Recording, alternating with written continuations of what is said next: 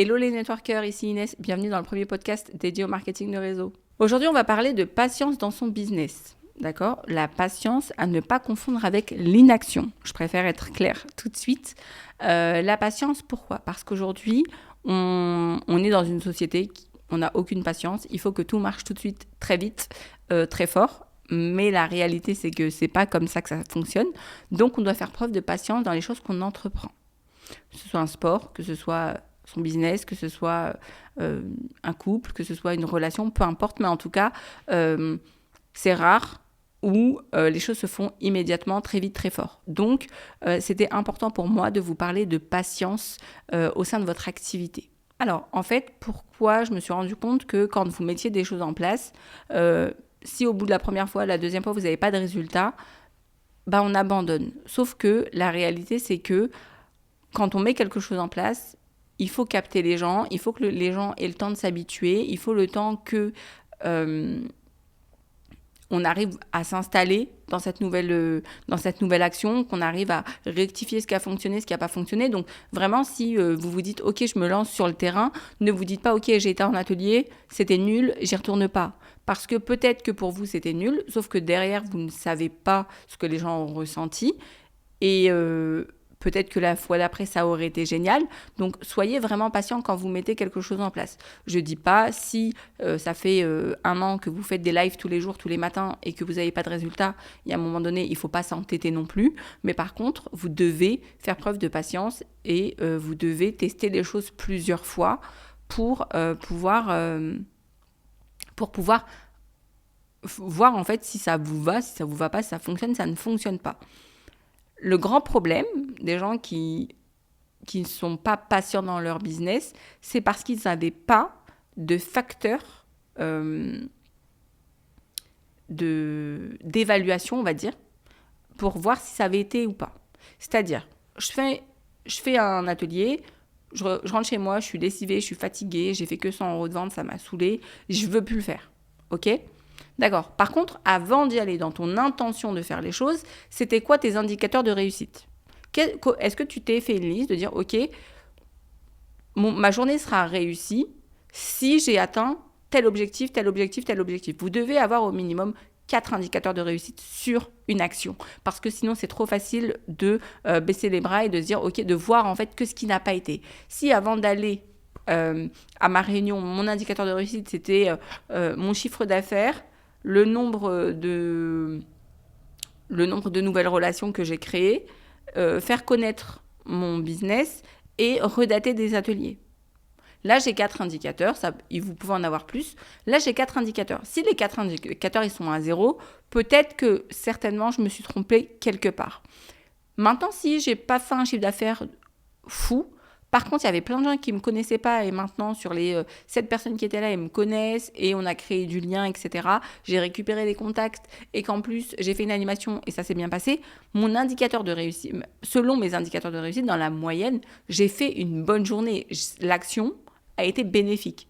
Par contre, si je m'étais dit, juste, j'ai pas fait de chiffre d'affaires et en fait, du coup, ça sert à rien, je l'aurais pas refait. Donc vraiment, avant de mettre une action en place, avant de mettre une nouvelle action en place, ayez des indicateurs de réussite clairs pour pouvoir justement vous auto-évaluer de manière claire et savoir où est-ce que vous en êtes. Qu'est-ce que je dois rectifier ? Ok, les filles, elles avaient l'air emballées. Par contre, j'ai pas eu de commande. Pourquoi j'ai pas eu de commande ?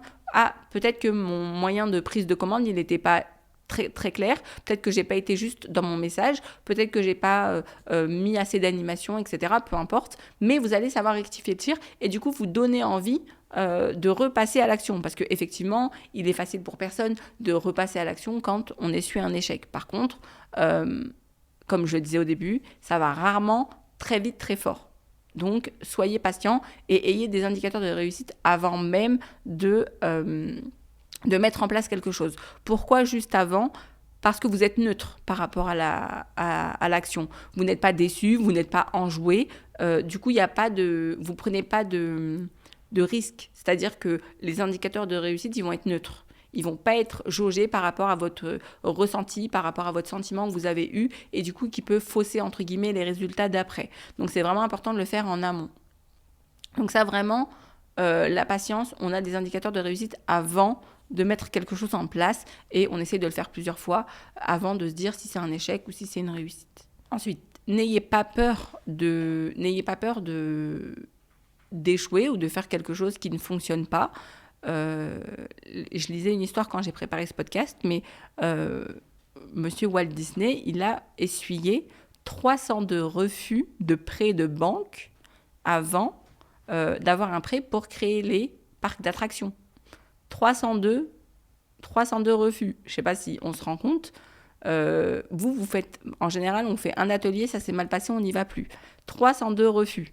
Juste gardez ça en tête. Dites-vous, ok, pendant 302 fois, il a raconté la même chose avant qu'on lui dise, bon, ok, on ne prend pas pour un fou, on y va. Donc, en fait, c'est pas grave. C'est-à-dire que cibler les clients, même s'il y a des gens qui ne vous entendent pas, qui ne vous comprennent pas, qui n'ont pas envie, c'est pas grave.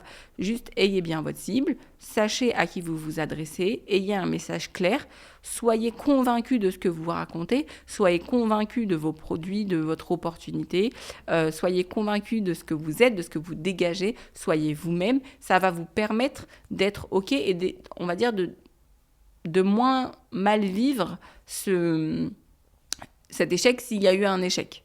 D'accord ? Mais faites-vous confiance, allez au bout des choses. Si vous faites des actions parce que vous avez envie de les faire, parce que vous trouvez que c'est intéressant, parce qu'il y a eu du résultat, parce que ça fait sens pour vous. Mais encore une fois, j'ai déjà parlé de la création de sens, donc je ne vais pas re-rentrer là-dedans aujourd'hui. Mais si ça fait sens pour vous et que vous vous dites « Ok, je veux y aller », allez-y. Et si c'est un premier échec, c'est pas grave. Vraiment, on y va, on rectifie et on passe à l'action.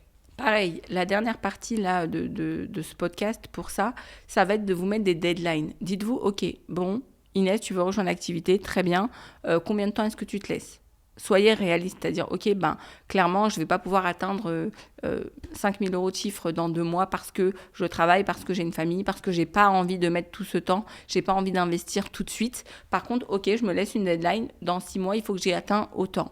Ok, dans 1 an, j'aimerais avoir développé autant de personnes dans mon équipe. Mais mettez-vous des deadlines. Ça vous permet d'avoir quand même un battement entre la création d'actions, la mise en place de nouvelles actions, l'action concrète, les rectifications. Ok, vous avez trouvé comment ça fonctionne pour vous. Donc, l'action en elle-même, comment est-ce qu'elle elle est productive. Et la duplication de cette action. D'accord ? Arrivé à la fin du cycle, vous allez peut-être vouloir créer une nouvelle action et c'est pareil. Ok, mais du coup, rappelez-vous aussi que ok, mais bon, il y a 1 an, c'était dur pour moi de faire un atelier. Finalement, aujourd'hui, j'arrive à en caler 5 dans la semaine. Ça se passe très bien. J'ai mes indicateurs de réussite. Tout est ok et on y va.